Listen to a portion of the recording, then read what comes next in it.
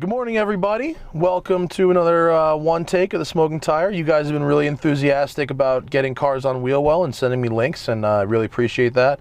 We have so many cars to do. We have a really interesting next couple of months. So this is Felix. Welcome, Hello. sir. And this is Felix's New Edge Mustang Mach 1. It's an 04, right? Yes. 04. So tell me about your car. Bought it here in California, registered in Texas, so that way I can do whatever I want to it. You realize where you're admitting. Whatever. I'm good. We'll hide the license plate. Yeah. Mainly stock. Okay. Except for port and polish. On the heads? On the heads. Okay, and we're 3-valve heads here. Oh, no, these are the dual overhead kits. Oh, is this so did you get the 305 horsepower engine with the Mach 1? Yes. Oh, it is. The old 99 Cobra. So when the Cobra switched to Terminator, the Mach 1 got the Cobra motor. Yes. The old Cobra motor without the blower. Cobra, Okay. yes. So theoretically 305 horsepower from the factory, right? Theoretically. Theoretically. Because there was that issue, Yes. but they fixed that in 99. Yes. Okay, so you got 4-valve heads. That's great. Heads, okay. yes. All right, what else has been done in the car? Anything else? K&N Okay. and new tires. That's pretty much That's it. All right, so we're gonna do a bit of a time warp of what it's like to drive a stockish Mach 1. No mufflers. No mufflers. Oh, Yeah. good. Well, the volume will be appropriate for this video. I had a not a New Edge. I had an SN95 Mustang that I did it was a 5-liter, and I did a 347 stroker motor in high school. Oh, nice. And it was cool, man. It was cool. And then I had a friend who had a New Edge with a 3-valve in it. All right, so you got a 5-speed. Regular GT 5-speed. Yep. You gotta get used to the clutch here. Oh yeah, it's a bit stiff. My one thing with the New Edge Mustangs was, even when they were new, and it's still today, I always felt like I was sitting up on top of it. You know what I mean? It's something they did with the seats with this car. Yeah, it you really float there. a little bit, yeah. Well, I'm surprised that actually it turns in pretty well. Yeah, these had the... Oh boy. Oh, yeah. Spoke a little too soon. All right, let's see what the power's like. I'm flat. 3,000, 4,000, 5,000. Yeah. It feels like an old Mustang. The brake pedal's really tight. Have you done anything to the brakes? No, these came off the Terminator Cobra, so it had the turbo 2 pistons up front. I just put those brakes on my Mustang. Yes, they're really good. Yeah, and actually a very, very firm brake pedal as well. Hopefully I don't have to change it for a while. That's all I hope for. Let's see, a bump in corner. Oh, it actually handled pretty good. Yeah. Now, you did not get the IRS from that Cobra, right? No, This is still a live axle, yeah. Oh, you got your shaker hood is shaking. Oh yes, I love that. Is that your favorite thing about the Mach 1 is the shaker? The shaker hood. And everybody asks, oh, is it a GT with the hood scoop? No, it's the functional. It's an actual shaker hood. Yes. And everybody always asks, oh, is that the GT with the Mach 1 parts? No, it's the real Mach 1. It's a real Mach 1. You know, it's so funny. People that are into Mach 1s are really into Mach 1s. Oh yes, I found that out recently. There was an article on Jalopnik yesterday, and someone said that a Mach 1 was one of the best cars from the 90s you could buy on eBay for less than 10 grand. And I was sort of like, I never gave these cars much thought when they were new, frankly. No, nobody did, because the Bullet outshined it a little bit, didn't it? And then when they announced the Cobra. Yeah, the Terminator, yeah, that pretty much was game over, wasn't it? Yes. If you didn't have that supercharger, you were like, oh. No. You do have to input a lot of steering. I mean, let's be honest. I did just walk out of a Porsche 991 GT3. Oh yeah, there's no comparison. So getting in a Mustang that's 10 years older is an interesting experience. But actually, it corners pretty flat. Oh, For yeah. a stock suspension, I'm kind of surprised. Let's see, little tire squeal, little bouncing. That live axle, you just get a little bit of hop there. Oh yes. This came with gas shocks from, I think, Toki. From Tokiko? Yeah, Tokiko. Tokiko, yeah, they make a lot of shocks for these cars. So those still aren't on there. I don't know if I have to check those out yet. I don't know, I guess it was like the New Edge styling or something. Just, these never did it for me. It's actually, it's a lot better than I remembered it. When I was a kid, I did not remember my Mustang handling this well. Yeah. I mean, not like I'm like bombing this road right now, no, but no. I wouldn't. borrowed car, you know, you gotta But there's that hop right in the middle. Yeah. If you're ready for it, it's fine. Yeah. You know, ultimately you wish it wasn't there. No. But if you're ready for it, you'll make it through that corner okay. Oh yes. The interior's held up pretty good.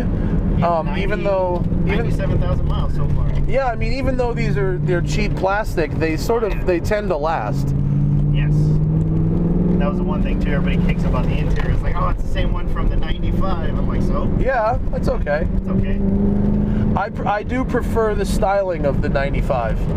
Yes. The rounded thing, I like that. I like the taillights from 96. But the motors in 96 were all dogs. That's the problem. It was what, the outgoing 5-liter, and then in comes the incoming 4.6, which sucked in the beginning, you know. And this is like the pinnacle for naturally aspirated. Yeah, the only SN95s you really want today are either the Cobra R or a Celine 351, you know. Yeah, those can't go wrong with those. Well, there's a lot of torque right in the middle, I mean, which is good because it's still kind of a lazy engine, you know. Yeah. The newer 4-cam Ford engines really are like rev-happy engines, but this one still has some laziness about it. Oh, yes. I think at the time, too, this was the highest revving engine that Ford made. Well, at least for the Mustang. Yeah, yeah. I think it's about 6,500, maybe 62.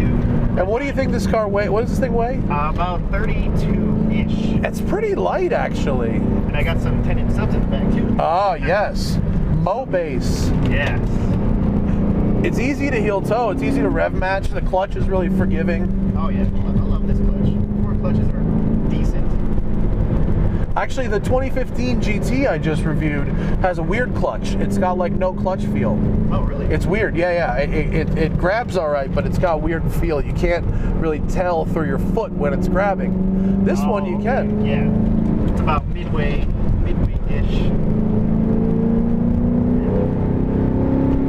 It sounds nice. This is just a muffler delete, huh? Yeah, just no mufflers. So from the cat's back, it's straight pipe. You know what?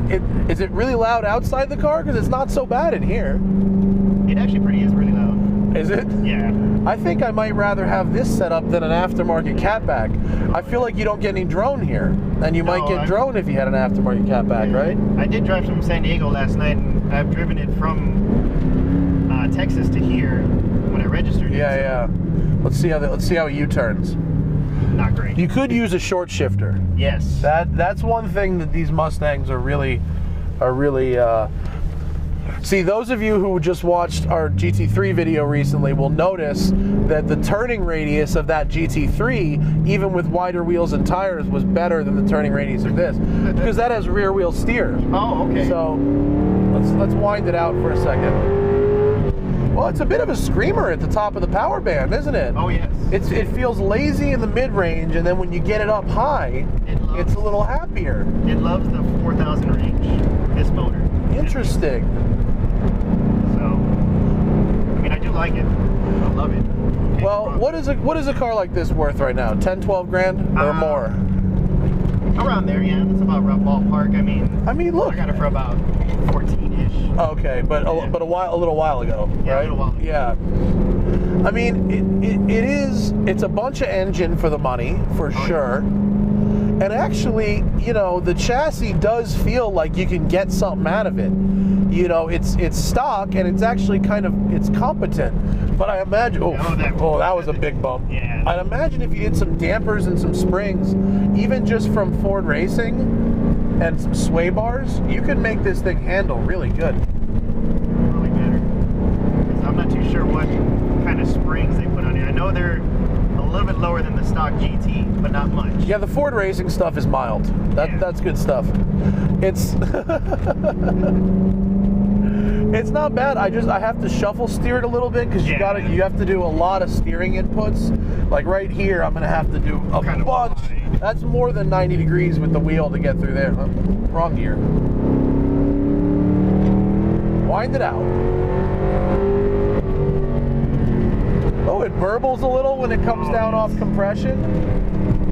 Oh, you terrorize the neighborhood with this thing. I love it. I've only got pulled over once though for it. For it being loud? For being loud. Did you get a ticket? No.